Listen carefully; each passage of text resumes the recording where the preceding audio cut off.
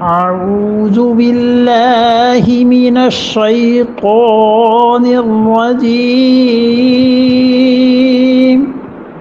بسم الله الرحمن الرحيم.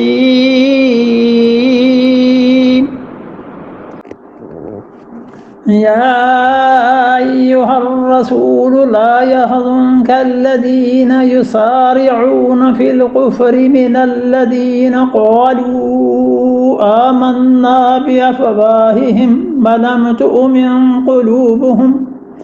ومن الذين هادوا سماعون للكذب سماعون لقوم آخرين لم يأتوك يحرفون الكلم من مواضعه من بعد مواضعه يحرفون الكلم من بعد مواضعه يقولون إن أوتيتم هذا فخذوه وإن لم تؤتوه فاحذروا ومن يرد الله فتنته فلن تملك له من الله شيئا أولئك الذين لم يرد الله أن يطهر قلوبهم لهم في الدنيا خزي ولهم في الآخرة عذاب عظيم. الرحمن الرحیم. سورہ مائدہ چھٹے پارے میں آیت نمبر 41 سے آج بات شروع کرتے ہیں، اور اللہ تعالی نے اس میں یہودیوں کے متعلق یہ بات ارشاد فرمائی کہ وہ حضور اکرم صلی اللہ علیہ وسلم کے پاس اپنے جو معاملات اور جو چیزیں لے کے آتے تھے، کیا ان کا فیصلہ یہودیوں کے اپنے قانون کے مطابق کیا جائے، یا یہ کہ رسول اللہ صلی اللہ علیہ وسلم کے وہ قوانین جو اللہ نے عنایت فرمائے تھے اس کے ساتھ کیا جائے۔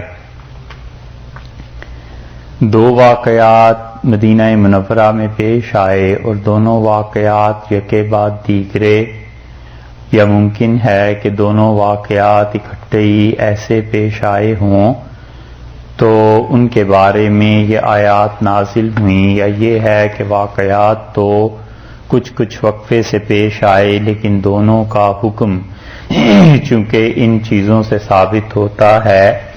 ان آیات سے، اس لیے رسول اللہ صلی اللہ علیہ وسلم کو یہ بتایا گیا ہو کہ یہ دو چیزیں ایسی ہیں کہ ان میں آپ نے فیصلہ جو کرنا ہے وہ کیسے ہوگا۔ ایک واقعہ پہلا جو پیش آیا ہے وہ یہ کہ یہودیوں کے دو قبیلے مدینہ منورہ میں تھے، بنو قریظہ تھے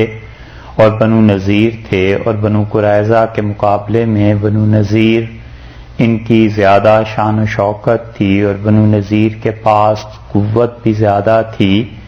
پیسے بھی زیادہ تھے، اور بنو قریظہ ان کے مقابلے میں ایک غریب قبیلہ تھا جس کی زیادہ کوئی سنوائی نہیں ہوتی تھی۔ اور بنو نذیر نے اس طبقاتی کشمکش میں اس کو دبایا ہوا تھا بنو قریظہ کو، اور بنو نذیر کا کوئی آدمی انہوں نے یہ طے کیا ہوا تھا کہ اگر قریظہ والوں کو قتل کر دے گا تو پھر اس شخص کو اس کے لیے قصاص کا کوئی حق باقی نہیں ہوتا، یعنی نذیر کا آدمی اگر قریظہ والوں کو قتل کر دے تو قصاص کا قانون نہیں چلے گا، اور قریظہ والے بنو نذیر کو قتل کر دیں تو قصاص کا قانون نافذ ہوگا، اور نہ صرف یہ کہ قصاص کا قانون نافذ ہوگا بلکہ اس کے ساتھ ساتھ اور چیزیں بھی ہیں جو ابھی بیان میں آتی ہیں۔ اور اگر بنو نذیر کے کسی آدمی نے بنو قریظہ کو قتل کر دیا تو مدینہ منورہ میں یہودیوں کے ہاں یہ قانون تھا کہ وہ 70 وسق کھجور ادا کرتے تھے۔ یہ جو وسق ہے یہ ایک پیمانہ ہے کھجور تولنے کا، جیسے کلو گرام لے لیں یا اس قسم کی چیزیں، سیر، من، پاؤنڈ استعمال ہوتا ہے تولنے کے لیے، ایسے ہی ایک پیمانہ تھا جو ہمارے یہاں کا تقریباً 5 من 5.25 من بنتا ہے، تو 5.25 من بھی اگر اسے لگا لیں تو 70 کو اس کے ساتھ آپ ضرب دے لیں. بس اگر بنو قریظہ کا کوئی آدمی مارا گیا تو بنو نذیر اسے اتنی کھجوریں ادا کر دیتے تھے. اور اسی طرح اگر معاملہ برعکس ہوا، یعنی بنو قریظہ کا کوئی آدمی بنو نذیر کے کسی آدمی کو قتل کر دے، تو پھر اس کا الگ قانون انہوں نے بنا رکھا تھا، اور وہ یہ ہے کہ اس سے قاتل کو بھی قتل کیا جائے گا. بنو قریظہ کا آدمی بھی مارا گیا، اور اس کے ساتھ ساتھ یہ جو 70 وسق کھجور ہے یہ بھی قریظہ والے بنو نذیر کو ادا کریں گے. اور اسی طرح بنو نذیر کے خون بہا سے دگنا، یعنی 5 گنا زیادہ وہ کہتے تھے، مطالبہ کرتے تھے. اسی کے ساتھ ساتھ اگر عورت اور مرد کا قتل ہو جائے تو اس کے عوض میں بنو نذیر تو جو مرضی قتل کر آئیں ان کے ہاں اور معاملہ ہے، لیکن اگر بنو قریظہ نے بنو نذیر کی ایک عورت کو قتل کر دیا تو یہ قریظہ والوں کا ایک آدمی اس کے مقابلے میں قتل کیا جاتا تھا. اسی طرح بنو قریظہ میں سے کوئی ان کے ہاں مار آئے کسی غلام کو، ان کے ہاں آزاد قتل ہوتا تھا. اور اگر یہ ایک ہاتھ کاٹ دیں بنو نذیر کا تو بنو نذیر اس کے مقابلے میں یہودی آپس میں مل کے ان کے دونوں ہاتھ کاٹ دیتے تھے. وہ ایک اگر کان ان کا کاٹ دیں یہ بنو قریظہ والے تو بنو نذیر اس کے عوض میں دوہری سزا دیتے تھے، دونوں اس کے کان کاٹ دیتے تھے. الغرض یہ سارا ظلم ہو رہا تھا یہاں تک کہ حضور اقدس صلی اللہ علیہ وسلم کا مدینہ منورہ میں آنا ہوا. ہجرت کے بعد اب حالات بدلنے شروع ہوئے، اور بنو قریظہ جو تھے انہوں نے یہ چاہا کہ رسول اللہ صلی اللہ علیہ وسلم سے ربط و ضبط زیادہ پیدا کریں، کیونکہ انہوں نے دیکھا کہ یہاں جو قانون ہے وہ تو مساوات پر اور عدل پر مبنی ہے.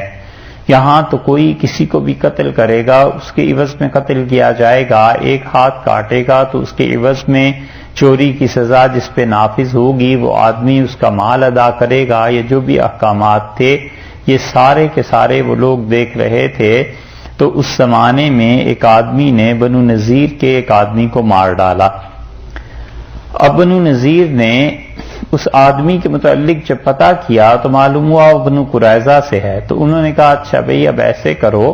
کہ دگنی ایک تو دیت دے دو، اور اس کے ساتھ ساتھ ہم تمہارے ایک آدمی اس کو بھی قتل کریں گے جس نے قتل کیا ہے. تو اگرچہ کہ لوگ اسلام میں داخل نہیں تھے، کوئی معاہدہ نہیں تھا رسول اللہ صلی اللہ علیہ وسلم کے ساتھ، لیکن ان میں بہت سے لوگ پڑھے لکھے تھے بنو قریظہ میں سے اور بنو نذیر میں سے بھی، اور ان سب کو پتا تھا کہ یہ رسول اللہ صلی اللہ علیہ وسلم اللہ کے وہی رسول ہیں جن کے بارے میں ہماری مقدس کتابوں میں آیا ہے. تو انہوں نے بنو نذیر کے ظلم سے بچنے کے لیے ایک آدمی کا سہارا لیا اور رسول اللہ صلی اللہ علیہ وسلم تک اپنی بات پہنچائی، اور انہوں نے بنو نذیر سے بھی انکار کر دیا. اور بنو قریظہ نے کہا کہ ہم سب یہودی ہیں، ایک ہی شہر کے رہنے والے ہیں اور ایک ہی مذہب پر عمل کرتے ہیں، تو آج کے بعد اگر کوئی بھی چیز ہوگی تو ہم رسول اللہ صلی اللہ علیہ وسلم سے جا کر یہ فیصلہ کرا لیا کریں گے. بنو نذیر نے جب یہ بات سنی تو انہیں بڑا اشتعال پیدا ہوا، اور انہوں نے کہا یہ معاملہ بھاپ سے نکل رہا ہے، اس لیے کچھ مصالحت کی کوشش کرو. اور مصالحت پھر اسی بات پر ہوئی کہ بنو نذیر مجبور ہو گئے اور رسول اللہ صلی اللہ علیہ وسلم کے پاس آئے، اور آنے سے پہلے انہوں نے کچھ آدمیوں کو بھیجا اور انہوں نے کہا جا کر وہاں محمد صلی اللہ علیہ وسلم سے ایک فرضی قصہ کہو، اور انہیں کہو کہ اگر اس طرح ہو جائے اور ایک قتل ہو جائے تو آپ اس کے بارے میں کیا فیصلہ دیتے ہیں. اگر وہ فیصلہ دیں ہمارے مذہب کے مطابق تو پھر تو ہم چلے جائیں گے، اور اگر ہمارے مذہب کے مطابق فیصلہ نہیں دیں گے تو پھر ہم اس چیز کو رد کر دیں گے، ان کے پاس نہیں جائیں گے. اب رسول اللہ صلی اللہ علیہ وسلم کے پاس آنے سے پہلے جب انہوں نے دریافت کیا تو معلوم ہوا کہ رسول اللہ صلی اللہ علیہ وسلم تو فیصلہ حق کے مطابق دیں گے. تو ان لوگوں نے اس مقدمے کو حضور اقدس صلی اللہ علیہ وسلم کے پاس لے جانے سے انکار کر دیا. ایک واقعہ تو یہ پیش آیا، اور دوسرا واقعہ مسند احمد میں آتا ہے، حضرت عبداللہ ابن عباس رضی اللہ عنہما کی روایات ہیں کہ ایک واقعہ ان کے خاندان میں بدکاری کا پیش آیا، اور خیبر کے یہودیوں میں یہ واقعہ تھا کہ تورات کی مقرر کردہ سزاؤں کے مطابق ان دونوں کو جو شادی شدہ تھے رجم کرنا لازمی تھا. مرد جس نے یہ فعل کیا اور عورت دونوں شادی شدہ تھے. اب تورات کے قانون کے مطابق انہیں کرنا تھا رجم، مگر یہ دونوں کسی بڑے خاندان کے تھے تو یہودیوں نے اپنی پرانی عادت کے مطابق چاہا کہ کوئی نرمی کر دی جائے، اور انہیں پتا تھا کہ اسلام نے کچھ سہولتیں دی ہیں اور اسلام میں ہر ایک کے ساتھ عدل اور انصاف ہے، اور خصوصاً رسول اللہ صلی اللہ علیہ وسلم سے تو کوئی توقع ہی نہیں ہے کہ وہ کوئی ظلم کریں گے یا ایسی چیز کریں گے. تو انہوں نے کہا کہ چلو فیصلہ جو ہے وہ رسول اللہ صلی اللہ علیہ وسلم سے کراتے ہیں، اور دل میں یہ تھا کہ کوئی ہلکی سی سزا بس نافذ ہو جائے گی تو مان لیں گے، وگرنہ انکار کر دیں گے. بنو قریظہ کو پہلے تو تردد ہوا کہ معلوم نہیں، اب یہ قصہ بنو قریظہ کا آ گیا، تو بنو قریظہ کو پہلے تو تردد ہوا کہ رسول اللہ صلی اللہ علیہ وسلم پتہ نہیں کیا فیصلہ کرتے ہیں، مگر پھر انہوں نے کچھ گفتگو کے بعد یہی طے کیا اپنے بڑے بوڑھوں کے فیصلے کے مطابق کہ وہیں چلو. تو کعب بن اشرف جو تھا یہ ایک وفد کے ساتھ حضور اقدس صلی اللہ علیہ وسلم کی خدمت میں حاضر ہوا، اور شادی شدہ مرد و عورت کے متعلق اس نے پوچھا. تو حضرت صلی اللہ علیہ وسلم نے فرمایا کیا تم میرا فیصلہ مانو گے؟ انہوں نے اقرار کیا، اور اس وقت جبریل امین اللہ کے حکم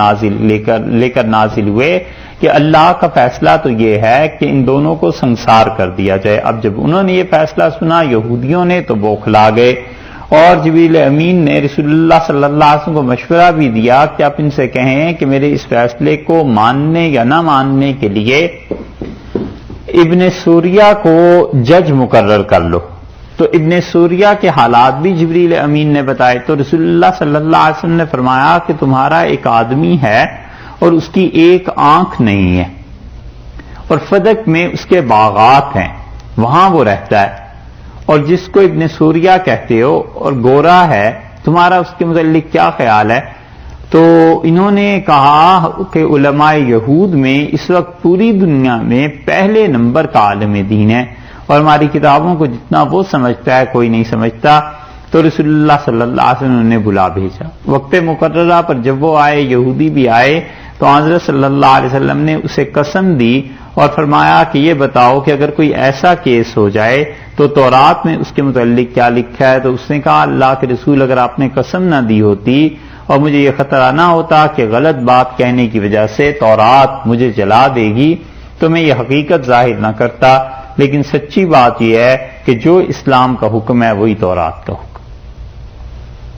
اس نے یہ صاف بات کہہ دی. رسول اللہ صلی اللہ علیہ وسلم ابن سوریہ پھر تم لوگوں کو کیا مصیبت درپیش آئی کہ تم تورات کے حکم کی خلاف ورزی کرتے رہے؟